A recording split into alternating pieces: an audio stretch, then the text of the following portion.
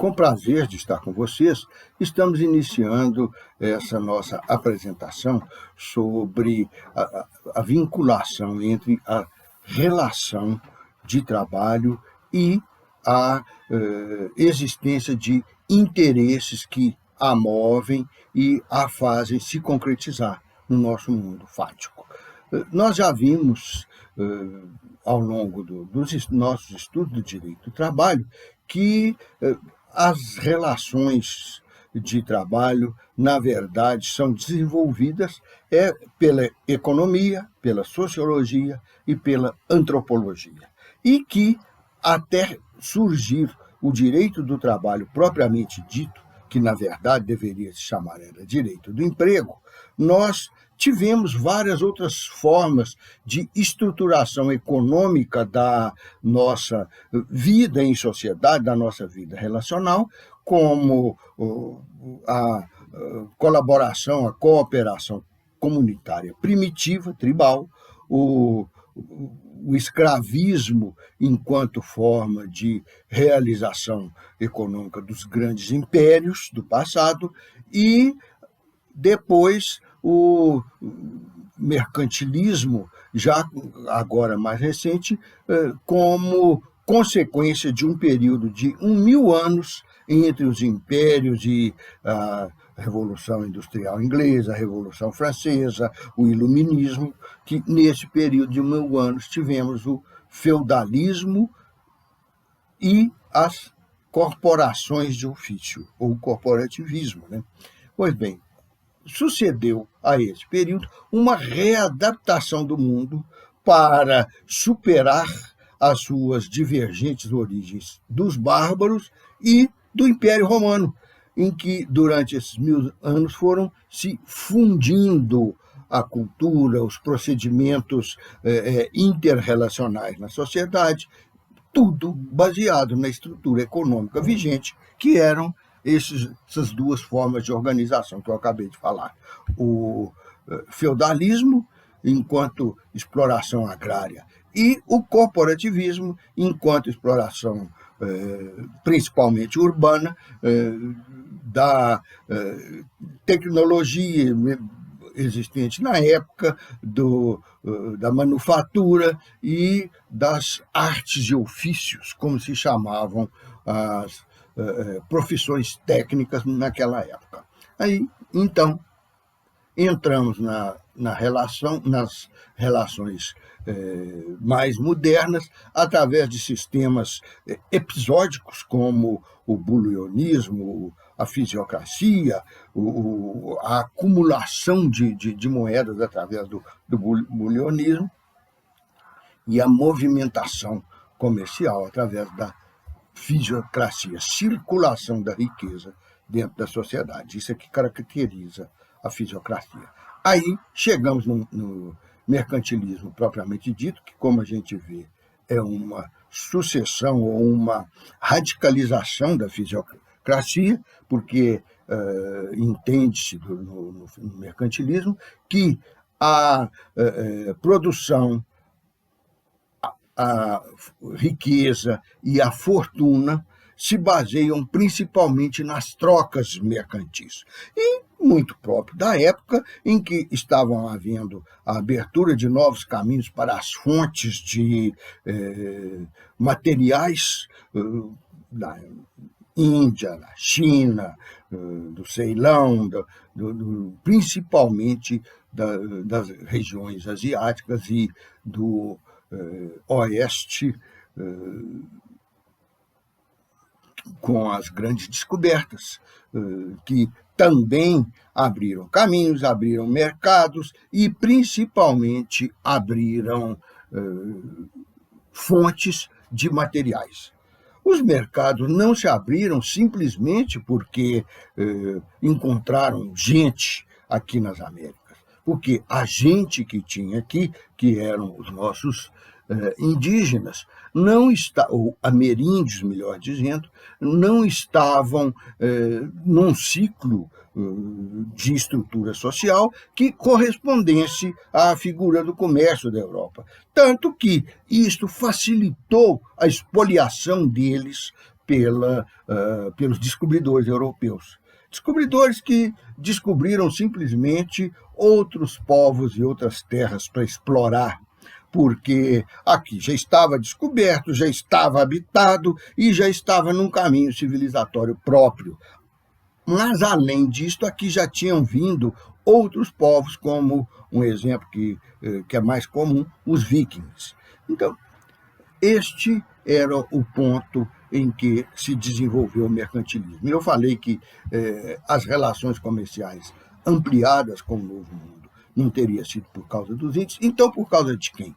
Por causa das próprias populações europeias que, através dos bens, dos benefícios que iam da América, das Américas, da costa da África para a Europa, eles passaram a ter novas fontes de exploração comercial, novas fontes de produção, de renda, e então passaram a participar da sociedade de consumo europeia na época. E, então, daqui para frente, as condições do mundo, com a readaptação de que eu falei, e com esta abertura mercantil, interessante, como que as descobertas de novas terras, de novos povos, de novas maneiras de se tratar os insumos, os bens produtivos de riqueza, não levou a um desenvolvimento, a uma riqueza, a um crescimento das próprias Américas. Pelo contrário, explorados pelo comércio, explorados pelo fornecimento de insumos, guerreados, maltratados, escravizados, presos e mortos, que talvez seja o maior genocídio que tenha havido na face da Terra, esses povos recém-descobertos pelos europeus não se integraram, passaram a ser apenas fornecedores quase que a título gratuito, ou melhor, a título de exploração, passaram a ser agregados à sociedade europeia sem exatamente dela participar. E aí houve mudanças muito grandes nesse período, porque a sociedade passou a ter uma alternativa, não nesse campo econômico em que eu falei que apenas se aumentaram os canais que nutriam a economia europeia. A alternativa veio da área intelectual, da área do pensamento, e todo mundo acha que são heróis os europeus que estabeleceram, que reconheceram e que divulgaram novas formas de conhecimento, novos dados a respeito do homem, do mundo e da história, mas não foram eles que inventaram, que descobriram esses novos caminhos do conhecimento. Eles trouxeram isso nas suas navegações, nos seus empreendimentos, nas suas expedições por terra através do norte da África, da Ásia, do Oriente Médio, como parte da Ásia, e com outros povos que já estavam um pouco alijados da acumulação do desenvolvimento histórico, mas que ainda tinham conhecimentos e estudos e documentos e materiais mais avançados intelectualmente falando do que aqueles que estavam sendo praticados na Europa. Falo de quem? Dos gregos, do resto do Império Romano, dos árabes, dos mouros. Estes eram o repositório das antigas civilizações, dos antigos impérios. Eles continuaram aquela cultura de se desenvolver em impérios, mas também continuaram a própria acumulação de conhecimentos desses povos que eu mencionei, porque protegeram coletâneas, bibliotecas, testemunhos históricos e culturais dos grandes filósofos gregos, dos grandes literatos, poetas e tal, da própria Grécia, de Roma, e dos juristas e dos estrategistas romanos. Aproveitaram o que os muçulmanos desenvolveram por conta própria, em cima daquele conhecimento que eles acumularam, que eles resguardaram ante a ignorância e a destrutividade com que os europeus incendiavam bibliotecas, rejeitavam livros e matavam as populações que traziam novos conhecimentos, porque esses novos conhecimentos, no entender deles, eram perigosos para a religião, perigosos para os estados nascentes, perigosos para os caminhos que a civilização ocidental estava tomando. Pois bem, esses perigos se realizaram. Hoje nós temos essa civilização violenta, essa civilização que abomina o conhecimento, que abomina a cultura, que acham que cientistas são seres fora do padrão, seres estranhos que são enclausurados em torres de marfim, em fundos de laboratório, para produzirem para nós, como um plantador de feijão produz, como um criador de porcos produz, como um pescador em alto mar, que fica por lá semanas e semanas e nos traz peixes congelados.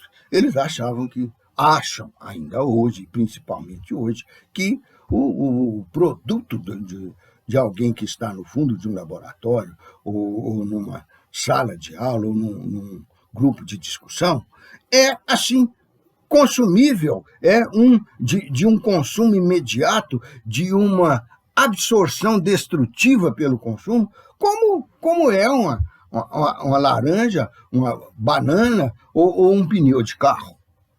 Então, a nossa sociedade, infelizmente, incorporou essas manias, ou melhor, esses aspectos culturais degenerativos da absorção destrutiva, como eu falei, não dos conhecimentos da mesma maneira que se absorvem as coisas e as peças.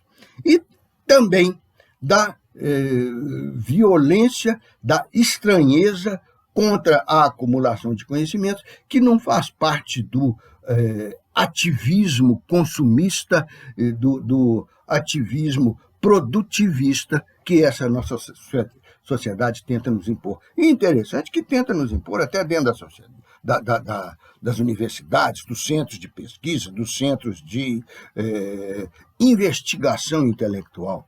Seja esta campanha mal feita, boicotada e desorganizada e obscurantista que se faz através de uma vacina para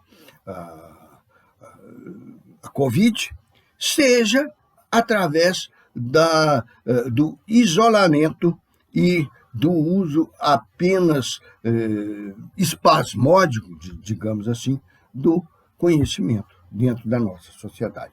Desvalorizado,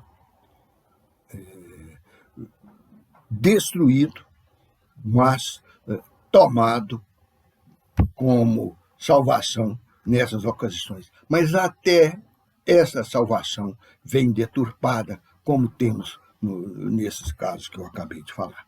Pois bem, com esta mentalidade, nós podemos descobrir uma origem, uma tendência intelectual, uma tendência científica, uma tendência de pesquisa que foi se acumulando do entrosamento dessas civilizações anteriores, que, por incrível que pareça, deveriam ser enriquecedoras, ilustradoras e ascendentes dentro da humanidade, e realmente o foram, mas não educaram os sentimentos, não educaram a vida em sociedade, não educaram a socialização do homem, que se tornou um animal cada vez mais poderosamente destrutivo da humanidade enquanto sociedade, enquanto conjunto de pessoas, e da humanidade enquanto sentimento, enquanto essência do ser humano.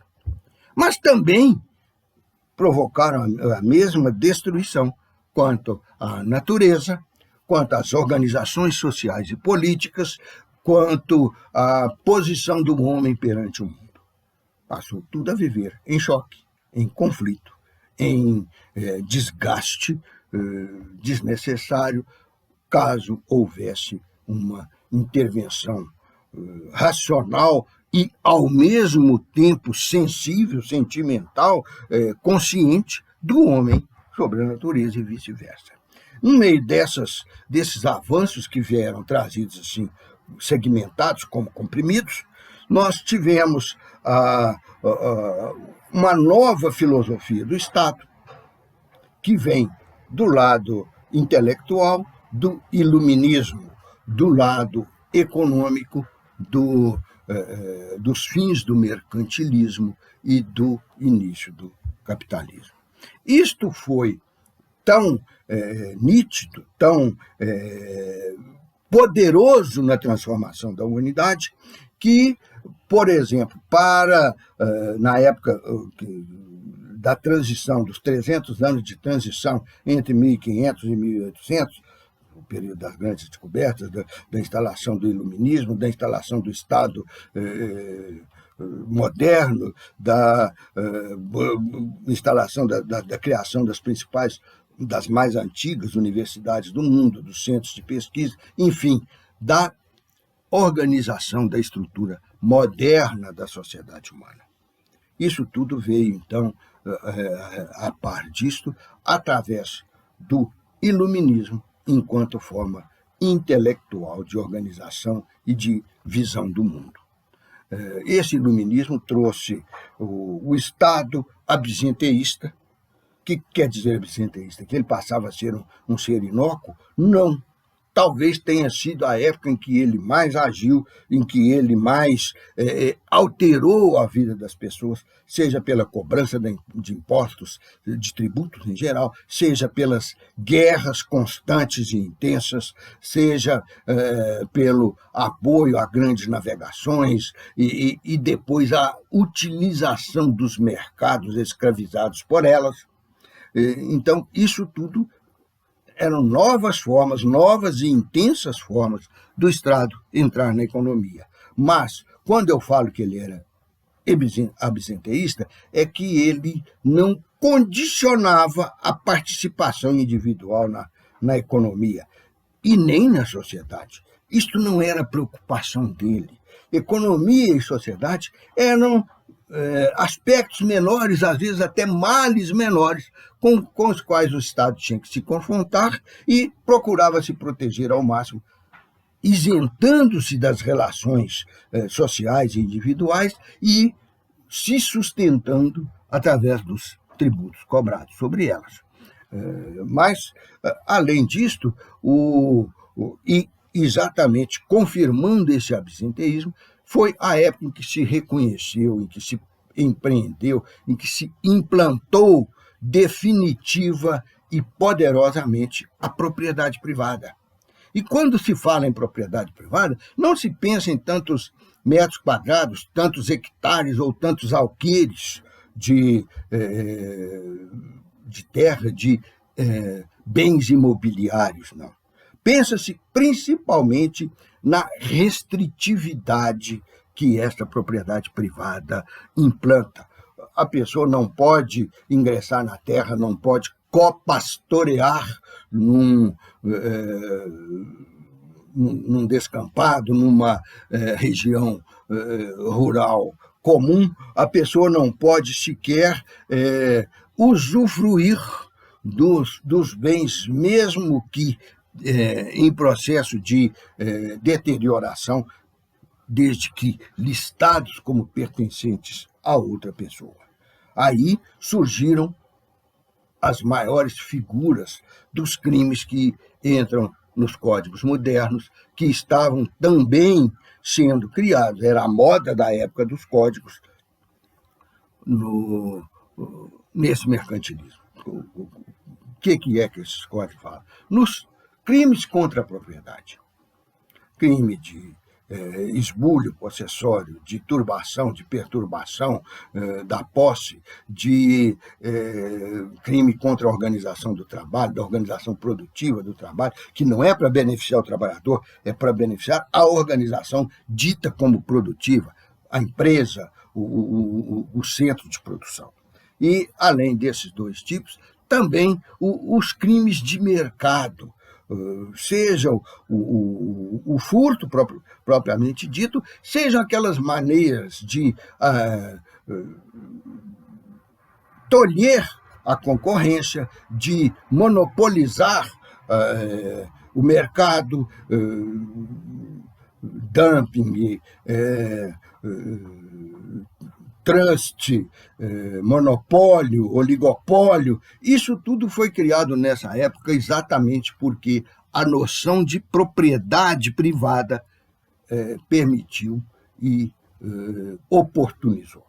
E, em consequência disto, também foram implantados aspectos individuais que impediam a entrada do indivíduo, do ser humano isolado, nesta pletora, nesse conjunto de aspectos de produção e de distribuição da riqueza. O homem entrou na produção de riqueza como mera máquina, como mera ferramenta, como mero instrumento de produção, de bens que ele nem sequer era dono deles, e que muitas vezes, com o que ganhava, com o que ganha até hoje, não tem condição de comprá-los no mercado. Então, o que ele faz não existe na sua vida. Ele é destituído dos bens que produz. E até mesmo da palavra, da semântica. Produtor é o dono da empresa, produtor é o dono do centro produtivo, produtor é aquele que se apossa dos bens e os leva para o senhor mercado. Se você pegar o dicionário, você vai ver que produção é fabricar algo, produção é modificar a natureza das coisas para adequá-las a uma nova funcionalidade, a uma nova utilidade. Que produção é acrescentar utilidades e valores às coisas, tanto que passamos a chamá-las de bens, depois que elas têm acrescidas essas utilidades e acrescidos esses valores. Então, isto aí é papel de quem? Do trabalhador. Produtor é o trabalhador, mas essa engenhosa inversão semântica transfere a palavra produtor como uma outra propriedade para os proprietários, para os donos da renda, para aqueles que estão na cadeia da fortuna como pessoas recebedoras de bens, de riquezas e de rendas, ao contrário do trabalhador, que é o fornecedor, o produtor, sem que possa nem sequer se autodenominar com esses nomes. Mas então, aí nós temos no esquema número 1, que nós vamos comentar e apresentar agora, nós temos uma apresentação do caminho que seguiu e que se instalou dentro da humanidade na evolução do mercantilismo para a economia, a sociedade e o direito modernos, através dessas noções iluministas que eu acabei de falar e que ainda tem mais algumas que vão ser também consequências. Primeiro, nós temos nesse esquema número 1, um homem sente por repetidos aspectos ao longo da sua vida, certas necessidades, certas insatisfações ou a carência de determinados aportes ao seu usufruir do mundo que, obviamente, o deixam insatisfeitos. Então, carência, necessidade, insatisfação são sentimentos e características negativos que ocupam a psique humana. Em decorrência delas, o homem que não é bobo, que tem uma inteligência prospectiva que joga para o futuro, ele procura no mundo, procura na oferta, na grande oferta de utensílios, sejam utensílios intelectuais, sejam utensílios morais, sejam utensílios físicos, instrumentais, ele procura algo que lhe satisfaça a necessidade, que lhe tire a insatisfação, que lhe ocupe a carência. E procurando, ele certamente vai descobrir, na maioria das vezes, descobre alguma coisa no mundo que tem essa capacidade de satisfazê-lo. A esta coisa, então, ele se liga através de um interesse, interesse. O esse, em latim, se traduziu por dois verbos em português, o ser e o estar. A gente falando estar entre o homem e a coisa dá uma ideia dinâmica e que vem a se extinguir com a realização daquela coisa. Mas muito mais sugestivo dessa posição que se chama interesse é o ser entre. O interesse, a ambição, o impulso, o vínculo com aquilo que se julga satisfatório, ele está permanentemente entre o homem e o mundo. Ele é uma peça sensível, uma peça da sensibilidade humana que o prende ao mundo e, ao mesmo tempo, joga dentro da circulação límbica, da circulação sanguínea dele, uma série desses elementos, ocitocina, adrenalina, essas inas todas, que lhe colocam numa situação de apreensão, de ação, de praticar atos, de realizar coisas. E o que ele realiza? Realiza exatamente o interesse ao se movimentar para apurar aquela coisa, para obter aquela coisa que tem determinada utilidade para ele. Na verdade, ele não é a coisa para guardar no armário. Isto aí é outra noção do mundo econômico que surgiu após a queda do mercantilismo, que é o mundo capitalista. Eu falei para vocês no Estado bizenteísta, que é o Estado liberal, e esse Estado liberal se completa com o mundo capitalista. Por quê? Porque ao se retirar, como eu estava falando, da vida cotidiana da sociedade, o Estado deixou as pessoas sem um ditame de conduta superior a elas. Então, elas vão estabelecer a sua conduta pela sua própria vontade. Aí vem o dogma da vontade absoluta, que é absolutamente inexistente, mas que tem condicionado a vida da humanidade, tem animado os passos do homem pelos últimos séculos. Pois bem, quando ocorre isto, que o Estado deixa o homem se realizar, caso dê conta, nós vamos, então, ver que o homem passa a agir com a sua vontade. Ela é dogmatizada como absoluta, igual eu já falei.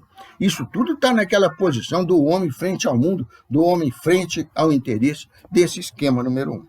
E essa vontade absoluta do indivíduo, obviamente, é incompatível com a sociedade, porque ela esbarra nos outros.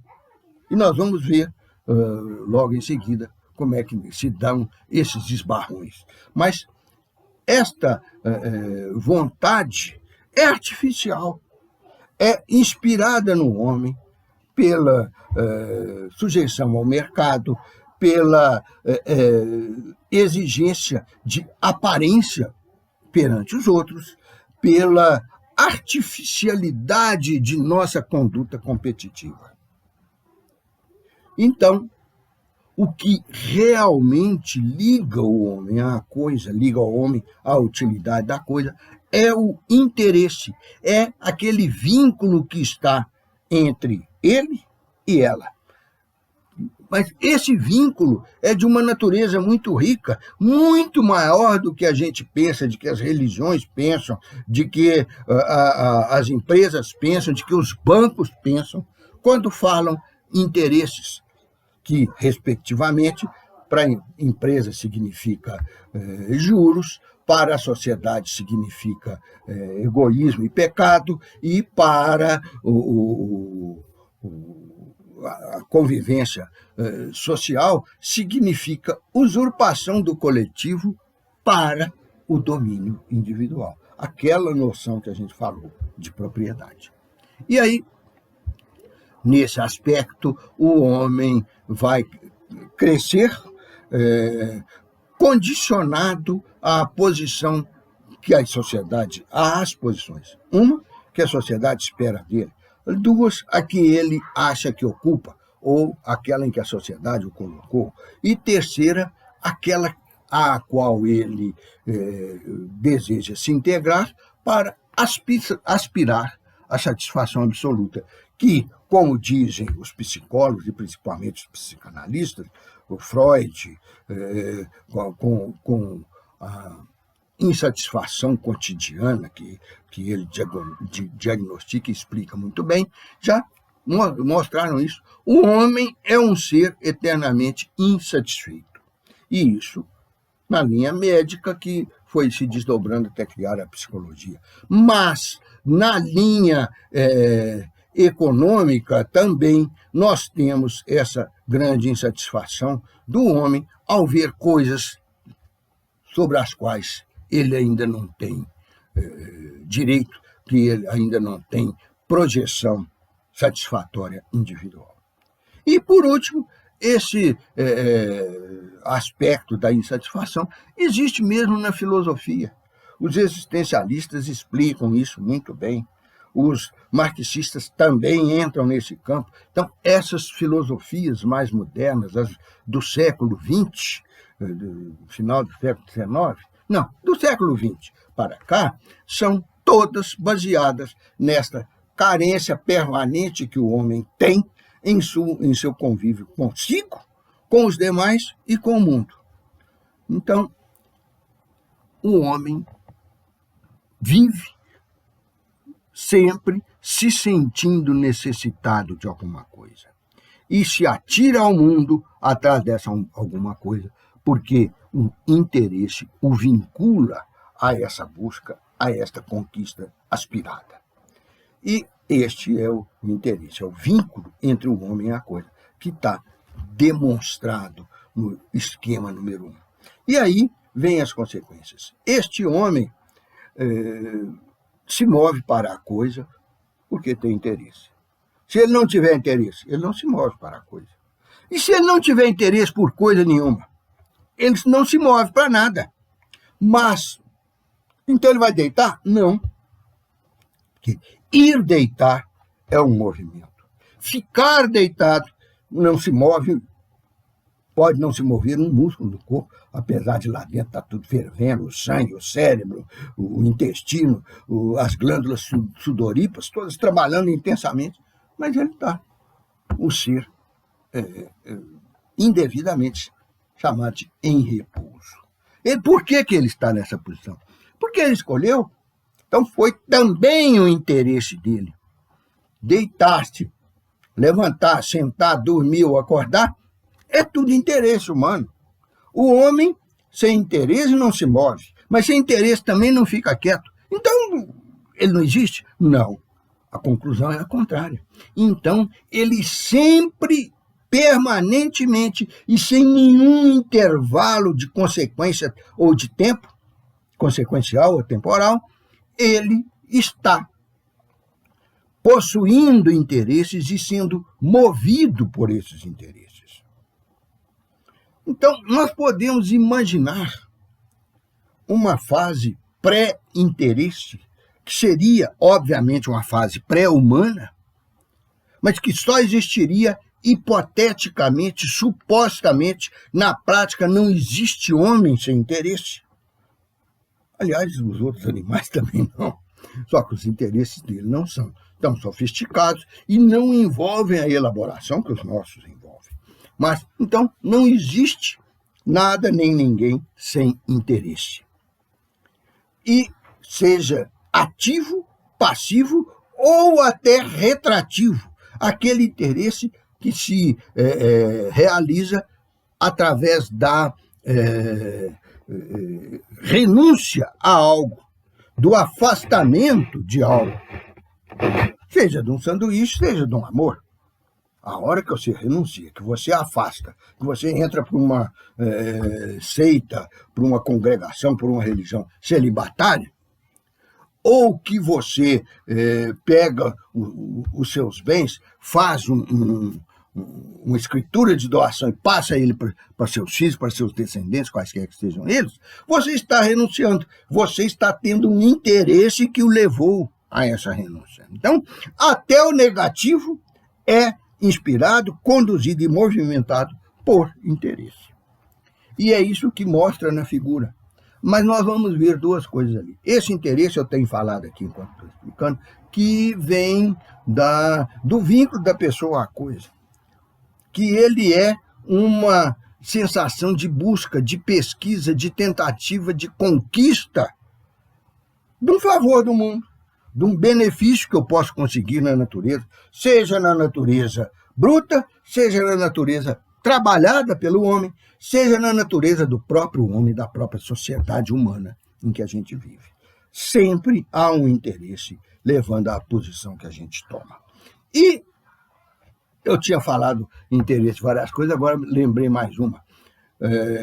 A Igreja católica, ao contrário da protestante e ao contrário do judaísmo, já foi radicalmente contra atividades bancárias, atividades financeiras, atividades de rentismo, de exploração da riqueza já produzida, sem utilizá-la para produzir outra. Ela chamava isso de juros. Até hoje, os juros são o ganho que bancos têm em cima de sua atividade. Hoje, como o banco é considerado um prestador de serviço, ele ganha dinheiro com os juros, ele ganha dinheiro com os serviços prestados, ele ganha dinheiro com a simples possibilidade de estar na nossa vida e ser adicionado por outro. Nós pagamos taxas mensais de possibilidade do uso do banco, mesmo que não usemos nada, nós temos que pagar aquela taxa. Então, os bancos se tornaram o grande símbolo, a grande realidade do mundo não produtivo, do mundo não produtor, do mundo exclusivamente rentista dentro da nossa sociedade. E isso é ruim? Isso tem seu lado bom, tem seu lado ruim. Não nos compete, num estudo preparatório para o direito, igual eu estou fazendo, diagnosticar e estabelecer a crítica da economia política. Existe um livro do Marx, anterior ao Capital, que faz isso muito bem feito. Uma contribuição à crítica da economia política. E depois essas mesmas ideias, com aperfeiçoamentos, com alguns daqueles insights geniais que Marx tinha, gerou o Capital com seus diversos volumes. Mas, voltando à nossa linha de pensamento, então, o interesse, quando se projeta e colhe a utilidade, deixando-a disponível para o ser interessado, ele está sendo realizado. Eu realizo o interesse. Mas para quê? Eu queria aquilo, eu consegui aquilo, realizei o interesse. Mas querer algo, não existe em nós um instinto de propriedade. Não existe em nós uma faculdade dominial metafísica ou religiosa, igual quiseram durante as últimas décadas e as últimas centenas de anos. Não. A gente querer algo é a gente querer realizar o interesse, sim, mas para um determinado fim. Para isto é que o homem é finalista, para isto é que o homem é tecnológico, ou para isto, enfim, que o homem é teleológico. Ele busca fins para as ações dele, ou com as ações dele, ele busca satisfazer os seus fins. Esses fins, então, são as carências, as necessidades, as insatisfações que estão à esquerda do nosso esquema número 1.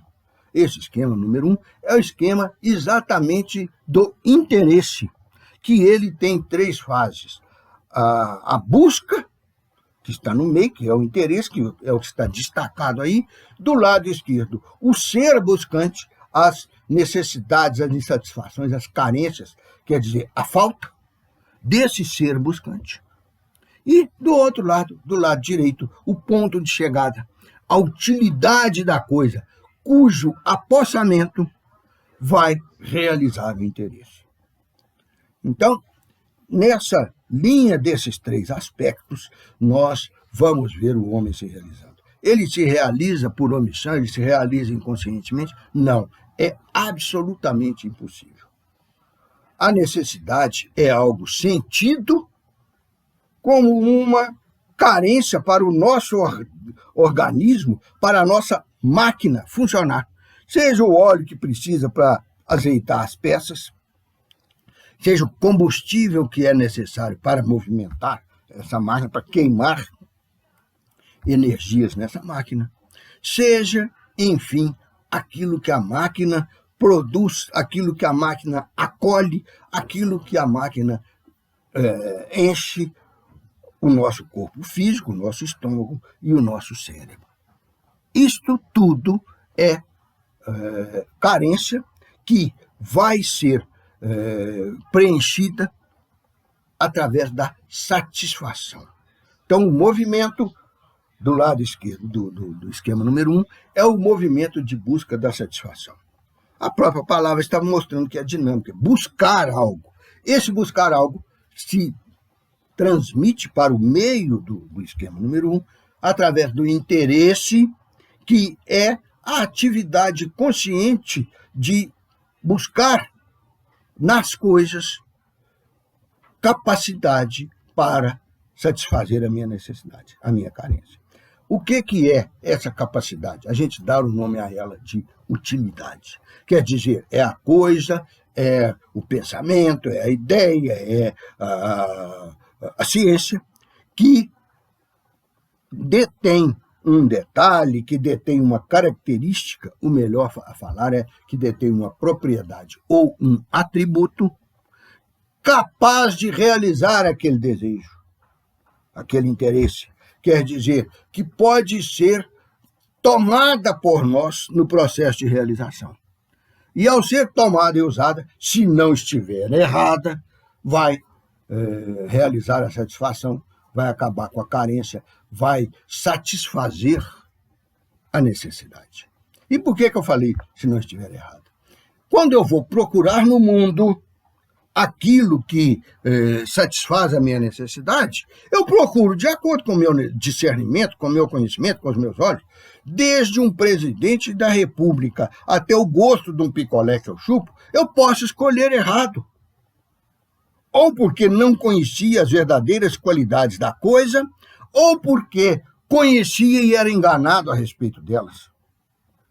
Pois bem, então, este fato de eu identificar uma possível qualidade da coisa, um possível atributo dela, capaz de realizar meu interesse, expõe essa atuação de buscar a um processo de erro que caracteriza a intelectualidade do ser humano.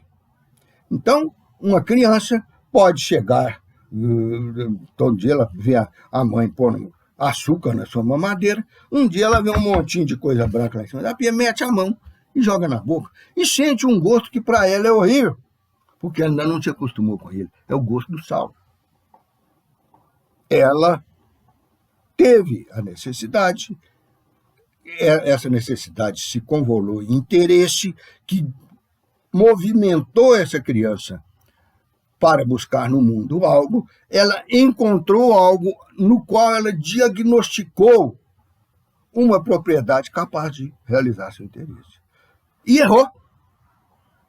Aquela coisa não era dotada da característica que ela achava que ia realizar seu interesse e satisfazer a sua vontade, a sua necessidade, a sua carência.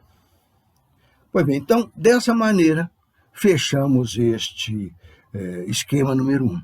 E podemos dizer a respeito dele que ele é um processo que acompanha toda a vida da humanidade, mas sofisticou-se, foi diagnosticado corretamente, gerou consequências conscientes e teleológicas e finalísticas para o ser humano a partir dos últimos 300 anos, a partir do momento em que o homem se tornou possuidor daquele iluminismo de que eu falei, possuidor daquela capacidade de distinção de coisas, de ações e de planejamentos para obter tudo isso, para se satisfazer. Então, nós vamos terminar dizendo que aqui o homem está se movimentando na sua completa liberdade de agir. Não estou falando de completa liberdade de vontade. Vontade é um termo que já caracterizou o homem por muitos e muitos séculos, talvez até milênios, mas que hoje está defasado exatamente porque a nossa sociedade não procura resolver, não é as nossas vontades íntimas. Ela procura nos gerar necessidades não íntimas, sociais, e aí trabalhar para a satisfação apenas nesse campo. Então, a nossa sociedade é objetivista, até no sentido de castrar as nossas vontades. Então, por isso é que, em vez de vontade, eu estou falando só no interesse, que é algo objetivo, é aquele vínculo que impulsiona o ser humano para a obtenção das utilidades que supostamente estão nas coisas. Então, mas o que se resume sobre o ser humano, o que se caracteriza no ser humano em consequência disso? Primeiro, a vontade. O homem tem, além desta necessidade de obtenção de utilidades, ele tem também sensações e sentimentos de prazer. E quer obter esse prazer. É uma linha de desenvolvimento ou de ação do ser humano paralela à dos interesses. A busca do prazer. E ele, então, como isso é todas as duas coisas, a teleologia na busca dos interesses e o hedonismo na busca do prazer, compõem o ser humano de tal maneira que ele tem essas características como essenciais, compositivas de sua personalidade. Ou, para fugir do termo muito jurídico de personalidade, jurídico e psicológico, vamos dizer assim, que compõem os seus atributos pessoais. Tá bom, atributos pessoais. Pois bem, com esses atributos pessoais, eu caracterizo o homem? Caracterizo. Então, para respeitar o homem, eu não posso tirar isso dele. Para respeitar o homem, eu não posso deixar de se fazer isso. Consequentemente, esta vontade, esse planejamento, esse plano hedonístico do prazer e aquele plano da necessidade, aquela carência, aquela falta, aquele desconforto personalístico do interesse, são características absolutas do ser humano, inamovíveis. E aí vem uma coisa passamos a ter, depois das três grandes alterações no mundo que eu falei, a Revolução Industrial Inglesa, a Revolução Política Francesa e a industrialização, a mecanização do sistema produtivo humano, nós... Olha uma coisa aqui no meu olho. Depois dessas três coisas, o homem foi elevado a senhor de toda a criação. Ele não precisava mais de Deus. Nietzsche diz que Deus morreu. Outros disseram que Deus nem nasceu. Não me entenderam, ele nem morreu, nem nasceu, porque se ele é eterno, ele não teve princípio e nem terá fim. Mas o fato é que um homem foi entronizado como senhor, se não da criação, pelo menos das utilidades que ele busca no mundo. Seja porque o mundo nos fornece, seja porque nós forçamos o mundo a atuar daquela maneira para nós fornecermos algo que não é efeito natural ou congênito. Congênito, tá bom não. Efeito natural ou próprio do mundo, da estrutura físico-química e biológica da natureza. E aí nós, então, estamos vendo que o ser humano não pode ser mais restrito, lá de acordo com o iluminismo, e por isso ele tem a característica da plena autonomia da vontade. Essa plena autonomia da vontade passa a ser defendida pelas filosofias, passa a ser aconselhada pelas ciências do espírito, psiquiatria, psicanálise, psicoterapia, tudo no mesmo campo de que eu devo realizar o ser humano. Realizar já é uma palavra típica lá dos interesses. Quer dizer, o homem é senhor absoluto e possuidor incoercível dos seus interesses, ou da realização dos seus interesses. E aí chega num ponto em que esses interesses e vontades não passíveis de tolimento tornam o homem um ser prejudicial à sua sociedade. O que é um absurdo, o que é o que os antigos chamam de contradictio in terminis. Como é que o homem pode ser prejudicial, incompatível, restritivo, deformador de um conjunto de que ele faz parte, um conjunto de que ele é peça, e peça determinante, peça que sem ela não existe aquele conjunto. Se eu pego um conjunto de 3 unidades e retiro uma delas, ou tolho a participação de uma delas, eu não tenho mais um conjunto de 3 unidades, só de 2. Então é outro conjunto, porque aqui a unidade é que é absolutamente caracterizadora desse conjunto. Então, se eu tivesse de 2 para 1, eu deixo de ter até conjunto, não é só passo a ter outro conjunto diferente, não. Eu deixo de ter, porque 1 não é conjunto, é com separado. Mas, então, o homem ser contraditório, ser desvalorizador ou comprometedor das relações sociais dele é uma forma de contradição destrutiva para os dois lados. Nem o 2 é 3, nem o 2 forma um conjunto de 3. Ele está desprotegido, ele está fora daquele conjunto. Então, prejudicou os dois lados. Se até na matemática é assim, imagine nessa complexa situação da vivência do ser humano. Ora, quando começa a acontecer isso, nós vamos passar a ter disputas. E aí nós vamos ver o quê?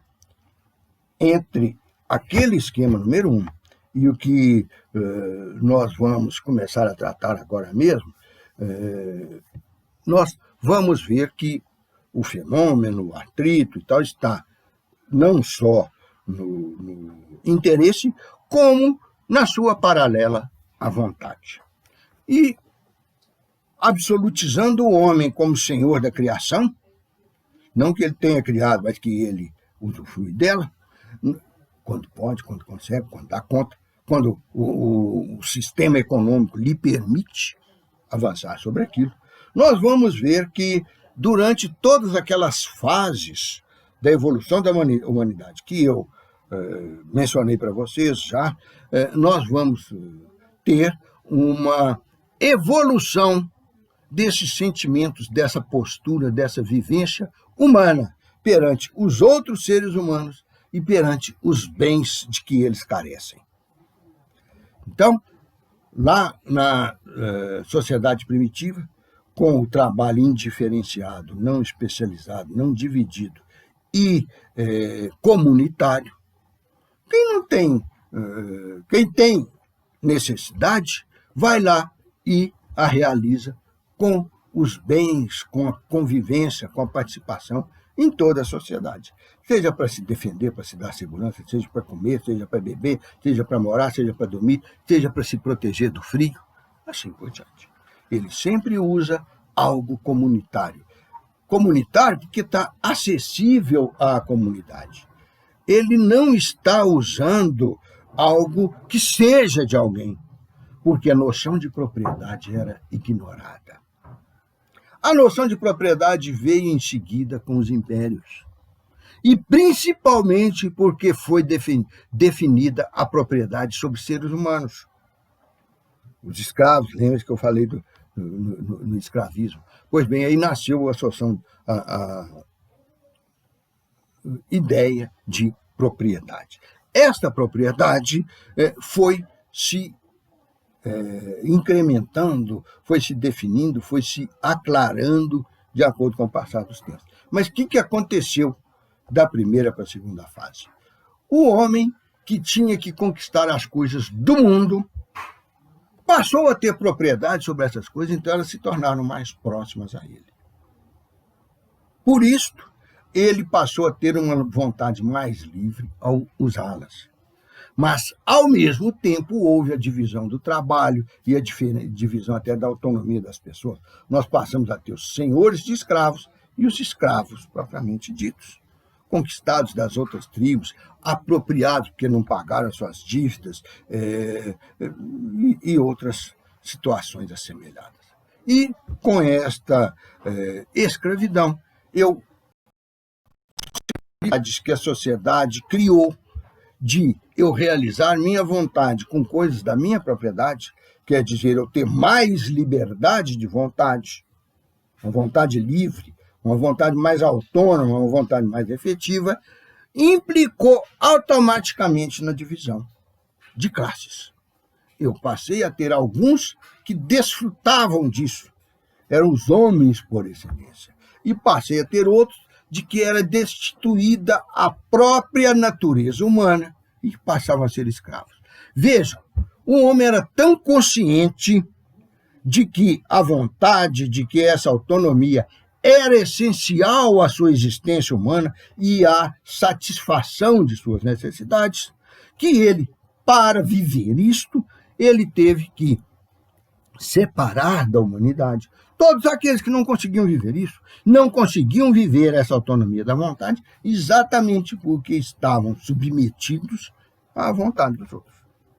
Então, a ampliação das características humanas de alguns, a partir desse momento, já começou a separar, a sonegar essas características humanas aos outros, que então, sonegadas as características humanas, inclusive a liberdade, passavam a ser passíveis de escravização. E nós passamos a ter a primeira, talvez a mais importante, transmutação do ser humano. Nós passamos a ter seres humanos que viravam coisas ou animais, os escravos, e seres humanos que se tornavam supra-seres humanos, à medida que tinha a possibilidade de realizar todas as suas vontades, inclusive a de dominação e de diminuição do outro. Então, passamos para o feudalismo.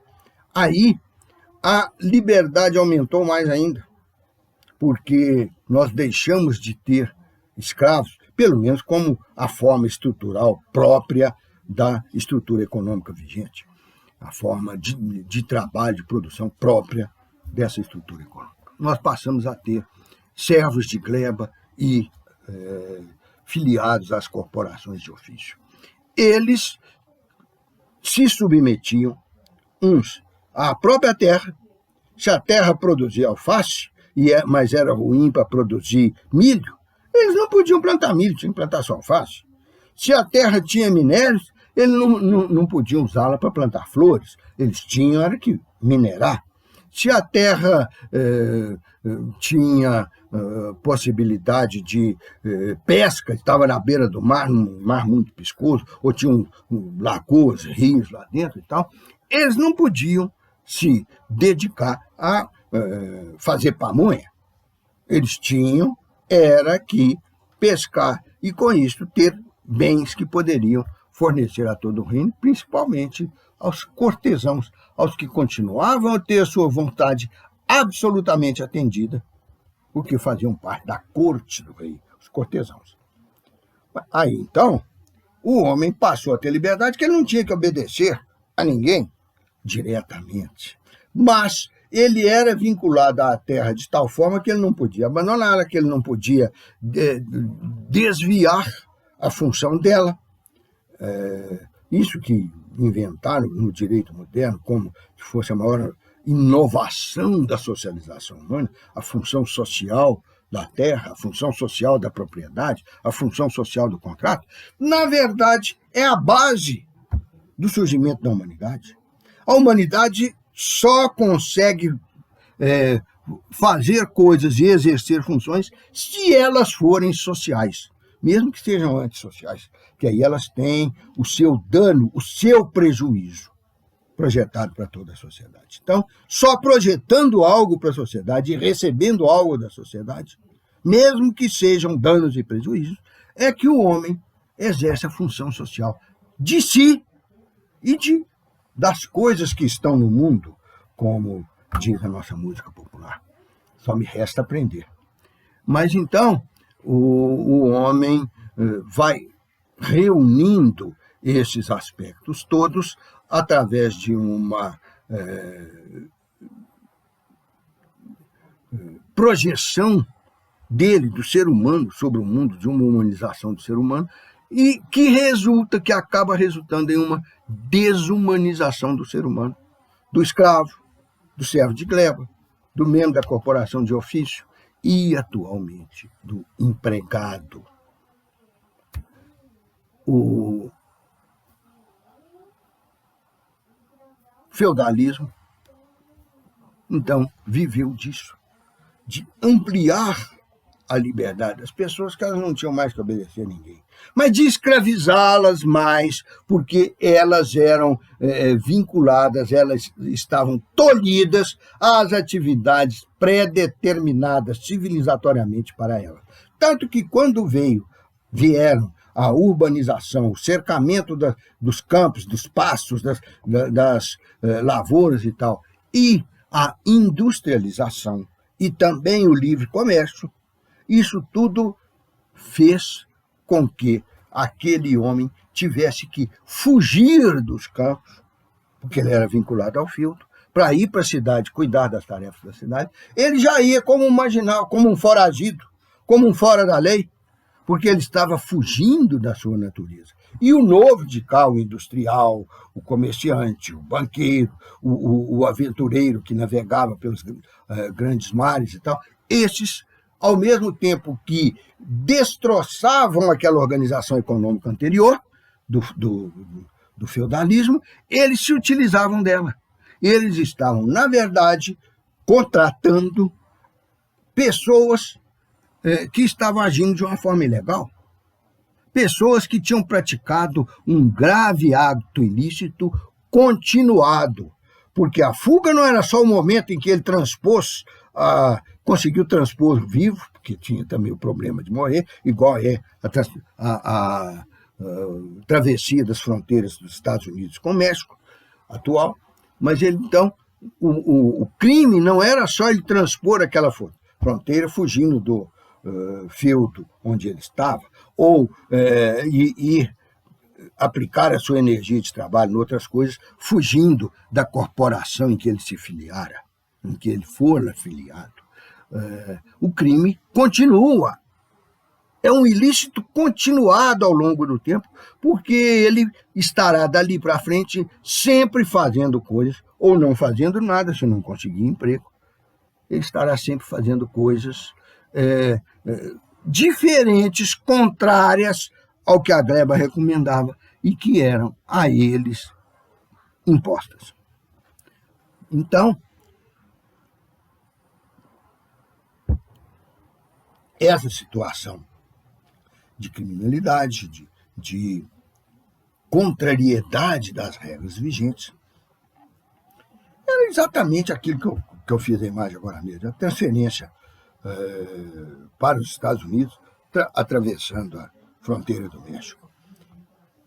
Corre todos os riscos de atravessar, e lá dentro vira um clandestino, um perseguido, um objeto de exploração, para não ser um objeto de perseguição e de extradição.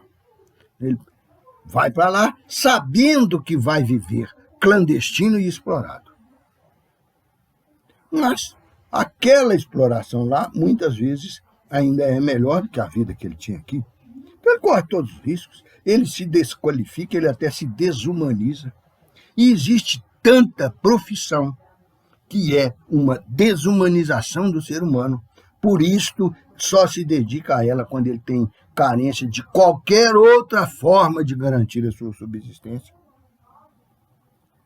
E nós sabemos que a humanidade tem apenas uma pequena elite que consegue satisfazer as suas necessidades, afastar, realizar as suas carências, e que o resto todo vive abaixo do nível da água, se afogando a vida inteira, porque faltou oportunidade, faltou igualdade, faltou humanidade para estar junto dos que estão acima, dos privilegiados. E isto, lá naquela fase, era explorado como é até hoje. O fraco é sempre a montaria para o forte. Mas, voltando àquela época, então as pessoas constituíram a sociedade industrial, capitalista, liberal, dita humanista da atualidade, com base nos despojos, nas ruínas do sistema mercantilista. E aí vem uma coisa interessante. Esse sistema mercantilista foi destruído para a construção, a edificação das estruturas econômicas vigentes depois do capitalismo, do liberal capitalismo, que capitalismo é uma forma de organização e de estrutura econômica. Liberal é uma forma de organização e de estrutura política. Só que os dois se casam. O capitalismo precisa de uma política liberal. E a política liberal, para liberar o sujeito para fazer o que quiser, só pode vigorar, só pode ter sucesso numa sociedade capitalista. Sucesso em termos, porque nunca é sucesso para todos e nem sequer para a maioria, igual eu falei há poucos minutos atrás. Mas então, nós passamos a ter o indivíduo com a sua plena autonomia de vontade, o indivíduo não escravo, e por isso, teoricamente, filosoficamente, ele está, e até religiosamente, ele está no mesmo patamar dos outros, é igual a todo mundo. Acabou aquela diferença entre a corte e o feudo, entre a entourage do rei e a assembleia, a reunião da corporação de ofício. Acabou, teoricamente. todos iguais, então todos plenos de autonomia da vontade, todos permitidos de realizar o que quiserem na vida. Então, basta dar liberdade a eles. Aí, a plenitude da vontade, a autonomia plena, absoluta da vontade, passou, teoricamente, a vigorar. Só que quem conseguia realizar essa vontade? Quem trouxe lá do feudalismo, lá dos seus pais, lá das suas guerras, lá dos seus furtos, bens, propriedades. Porque a plena liberdade de atuar implica na liberdade de manipular seus bens. Se ele não tem bens, ele não consegue exercer a sua plena autonomia da vontade. E aí, então, nós vemos outra vez que, à medida em que a vontade passou a ser mais incisiva, mais potencialmente realizável, ela se restringiu mais. Uma parte menor da humanidade passou a ter acesso a ela.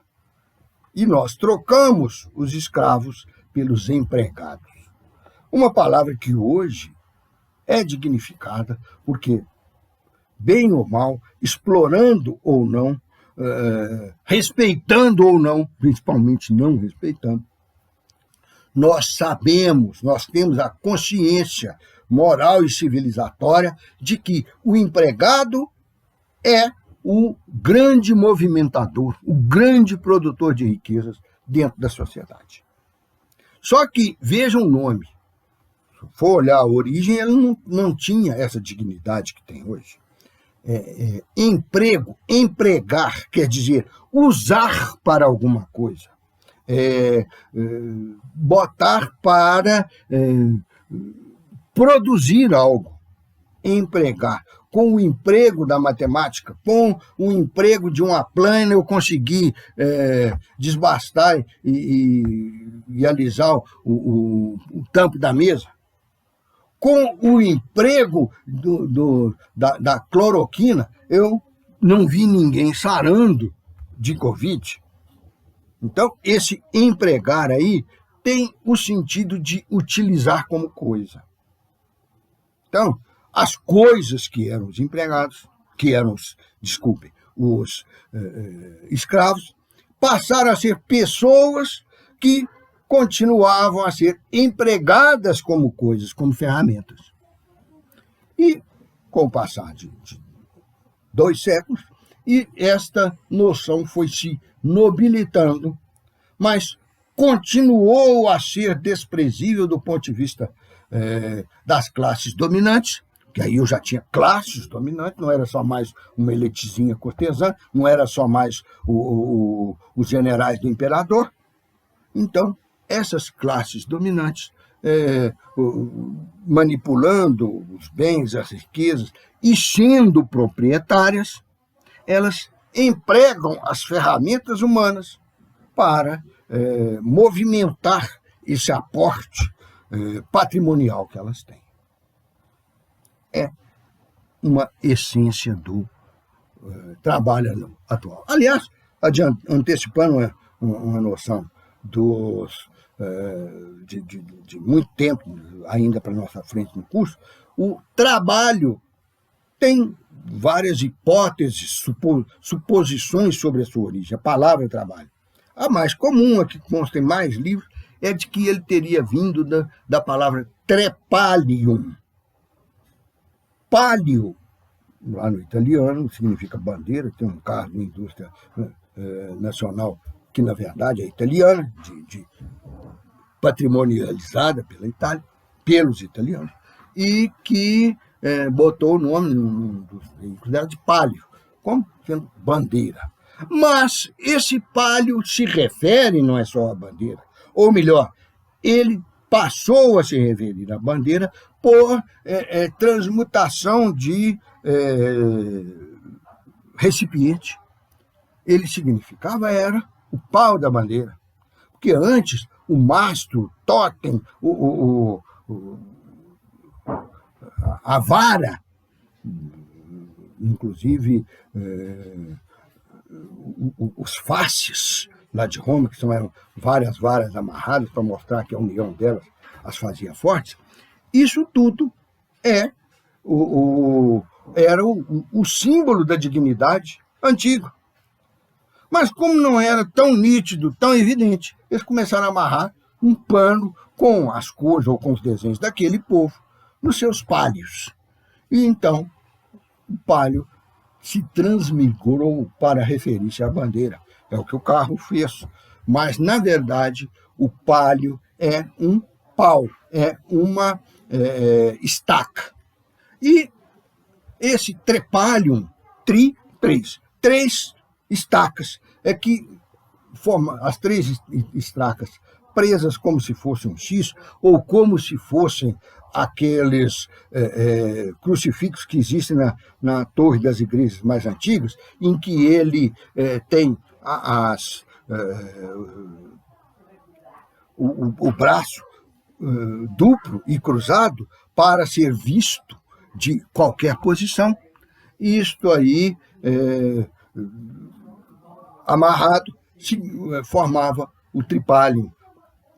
Então, para que servia esse trem? Instrumento de tortura. Então, o trabalho era visto como instrumento de tortura. E hoje, aquele que é instrumentalizado na sua aplicação como aplicado a um instrumento de tortura que é o nobre cidadão realizador de toda a riqueza social. Mas como nós temos a noção de propriedade e hoje a noção de empreendimento, que a enriquece mais ainda, eles juntaram o que veio do mar, porque do mar ninguém é dono, mas lá tinha os grandes empreendimentos, as grandes navegações. Então eles juntaram essa ideia de alguém empreender e ser o exclusivo dono desse empreendimento com a ideia de propriedade que estava em terra. Mais ou menos aquilo que fala a música lá dos cangaceiros, o mar vai virar sertão. O mar virou sertão, o empreendimento se tornou patrimonial. E em prejuízo da classe dominada. Nós passamos a ter as elites, a classe dominante, os capitalistas e rentistas, absorvendo todas as benesses que vêm da sociedade. E o trabalhador, o empregado, a classe dominada, produzindo essas benesses que vão ser absorvidas pela outra. Porque o homem é ruim, é porque o homem é mau, é porque o homem é animalesco. Animalesco, podem ter certeza que ele não é. O animal não faz isso. Mas as outras coisas não é propriamente isto. É uma questão de organização econômica, social, econômico-social, de estrutura econômica e de organização social, e que veio evoluindo ao longo do tempo e que nessa evolução foi manipulando os conceitos de bens, depois de propriedade, de vontade e hoje de estrutura de dominação. E, para terminar, essa aula de hoje, essa nossa convivência prazerosa no dia de hoje, nós vamos ver como é que acontece isto com o trabalho. E aí chegamos no limiar do surgimento do trabalho.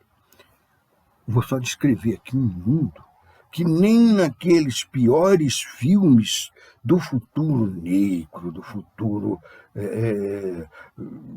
inóspito, de uma terra coberta de destroços, de fumaça, pós-bomba atômica, ou pós-terceira grande guerra, ou pós alguma coisa que esculhambou completamente a humanidade, o Mad Max, ou tantos outros a respeito, e naquela ruína total, nós vimos que pelo menos existiam pessoas livres e pessoas que tinham seus bens em comum. Então, o que era possível ser satisfeito era satisfeito por todo mundo, menos pelos zumbis. Nos mundos desses que comportam a figura completamente ilógica do zumbi. Mas então, hoje nós estamos num mundo similar a isto, mas ele já melhorou um pouco. Logo depois da implantação desse capitalismo, veja o que é o liberal capitalismo. O Estado não entra aqui no meio. Ele vai fazer guerra, ele vai emprestar através dos bancos, ele vai emprestar para o rico, ele vai fazer coisas que os ricos utilizam, linhas aéreas, estradas de rodagem, campos de recreio, florestas preservadas para eles irem de barco, de helicóptero ou de veículos terrestres para explorar, matar, achar bonito, respirar ar fresco e meter fogo. Então, na época em que houve essa adoção desse sistema liberal capitalista, começou a piorar violentamente a existência dos seres humanos. Que eles nem tinham um pedacinho de terra lá no feudo, onde eles podiam plantar umas cabeças de alho e umas cenourinhas para não passar fome. Eles nem tinham uma casa própria para morar. Antes de ganhar o seu, no mês eles já estavam devendo o aluguel. Eles não tinham absolutamente nada. Era a categoria que hoje é chamada de empregados, de trabalhadores, naquela perspectiva do emprego como ferramenta ou do trabalho como tortura. Eles apenas trabalhavam para a sua própria subsistência. E muitas vezes ganhavam o insuficiente, porque o que eles ganhavam chamava de salário. Dizem que é porque as tropas romanas recebiam os seus vencimentos, os seus pagamentos em saldo. Acho meio esquisito, porque eles iam passar com chuva, com navio que está sempre molhado e tal, levando para casa um saco de sal. Pouco improvável, pouco provável. E, em segundo lugar, eles iam trocar esse sal por outros bens, sendo que eles estavam fazendo a guerra lá na Ásia Menor, lá na Espanha, lá na Inglaterra. Eu acho muito improvável, mas é a versão que consta aí de livros e tal. Só que eles recebiam esse salário sempre abaixo do valor do que eles produziam. O empregado, um pedreiro não consegue comprar a casa que ele constrói, uma modista não consegue comprar o vestido que ela desenha e costura, engraxate não consegue comprar o sapato de couro alemão que ele consertou, ou um fabricante da fábrica de calçados não consegue comprar o que ele produziu. Então, eles sempre ganham menos do que vale o seu produto. Essa diferença aí é o que se chama de mais-valia. Então, outras vezes que for importante, talvez a gente toque de novo nesse nome. Não é uma noção jurídica propriamente dita. Mas esse pessoal, então, vive sempre abaixo do nível, não falo da pobreza, mas da satisfação. Da satisfação das suas necessidades, da anulação da sua carência. Eles vivem sempre abaixo da linha de humanidade que deveria caracterizá-los. E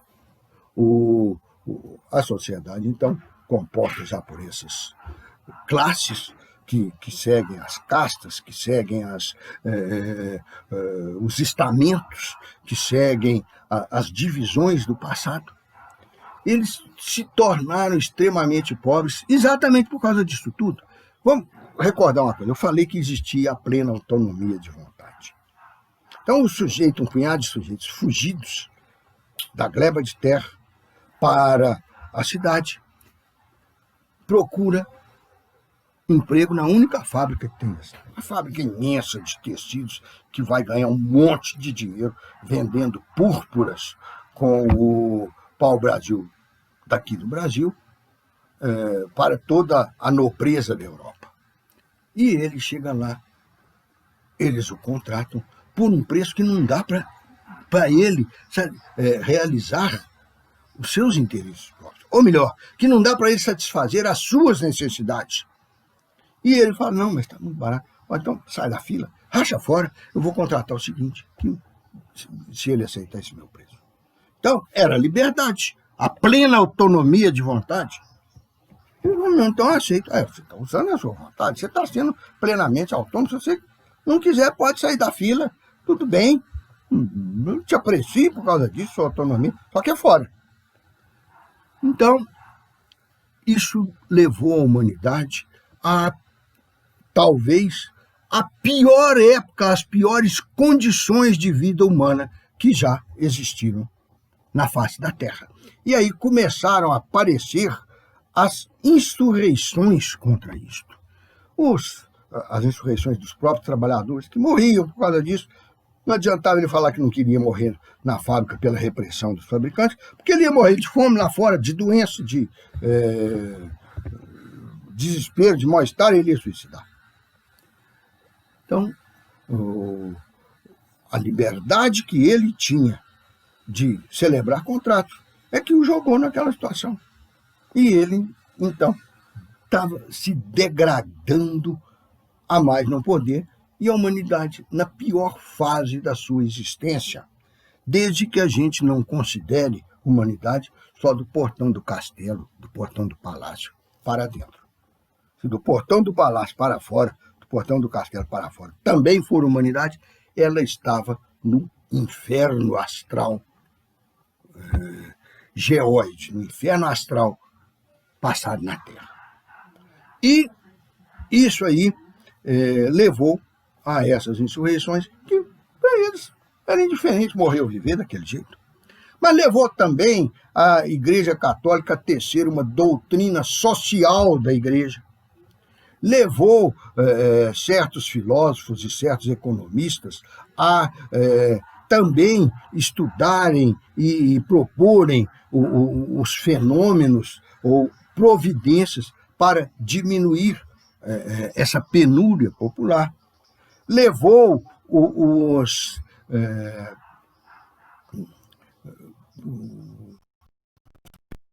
mais ou menos dotadas de consciência, de sentimento, a passarem para uma ação caritativa. Aí vieram santas casas de misericórdia, asilos, hospedagens para carentes, mas a igreja entrou com as esmolas, com a caridade como preceito religioso divino, e os filósofos escreveram folhas e folhas, livros e livros a respeito disso tudo. Então nós tínhamos a doutrina social da igreja, o socialismo pregado por várias pessoas, entre as quais a mais conhecida por vocês é Marx, Karl Marx. Um momentinho.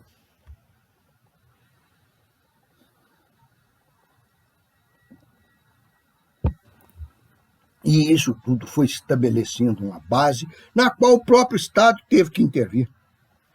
Os trabalhadores estavam tendo prejuízo porque viviam à beira da morte de fome, de desconforto e de doenças. Os empresários estavam também tendo prejuízo porque, além de perderem mercado, os trabalhadores não conseguiam comprar nem o que fabricavam, eles estavam também perdendo com as ocupações de fábrica, com os movimentos trabalhistas. Em terceiro lugar, as igrejas estavam perdendo porque os trabalhadores não podiam, trabalhavam 7 dias por semana, 12, 14 horas por dia, não tinha nem tempo de ir na igreja, e se fosse, não tinha também dinheiro para dar de espórtula, de esmola, de dízimo, ou para pagar as cerimônias religiosas do casamento, do batizado, tudo era cobrado. Mas, por último, o Estado também estava perdendo e muito, porque ele não tinha condição de aumentar os impostos, já que os outros estavam, os pagadores de impostos estavam perdendo. Em segundo lugar, ele era acionado para gastar mais através de polícia, de segurança, de exército, de espiões e tal, para reprimir as manifestações que os trabalhadores estavam empreendendo. Então, nós tínhamos um mundo em que essas quatro instituições, duas políticas, duas melhor dizendo, personalidade jurídica, o Estado e a Igreja, e duas sociais, os trabalhadores e os empregadores, estavam na pior situação possível. Aí começou o Estado sendo obrigado a intervir na economia, o que nós vamos deixar para narrar noutra oportunidade. Tudo de bom para vocês.